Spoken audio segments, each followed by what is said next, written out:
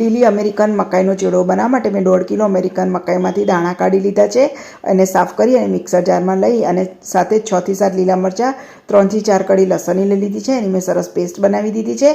હવે વઘાર માટે મેં લગભગ 2 ટેબલસ્પૂન તેલ, 3 ટેબલસ્પૂન જેટલું ચોખ્ખું ઘી લઈ લીધું છે અને 1 ટીસ્પૂન રાઈ, 1 ટીસ્પૂન તલ, ચપટી હિંગ અને 5 ટીસ્પૂન જેટલી હળદર ઉમેરી દીધી છે. ત્યાર પછી તૈયાર કરેલું મેં મિશ્રણ ઉમેરી દીધું છે. સ્વાદ પ્રમાણે મીઠું ઉમેરી એક વખત મિક્સ કરી અને ઢાંકણ ઢાંકી અને ધીમા ગેસે આપણે ચડવા દેવાનું છે. વચ્ચે વચ્ચે હલાવતું રહેવાનું. તો લગભગ આ મિશ્રણને ચડતા 30 થી 35 મિનિટ થશે અને આમાં હું દૂધનો ઉપયોગ કરવાની નથી કેમ કે અમેરિકન મકાઈમાં દૂધનો ભાગ હોય જ છે. તો આ રીતે મેં લગભગ 30 મિનિટ એને ચડવા દીધું છે અને સરસ ડ્રાય થઈ ગયું છે. તો હવે મેં થોડા કાજુના ટુકડા, થોડી કિશમિશ, 1/2 ટીસ્પૂન કાળા મરીનો પાવડર અને 1/2 ટીસ્પૂન જેટલો તજ અને લવિંગનો ભૂકો ઉમેરી દીધો છે.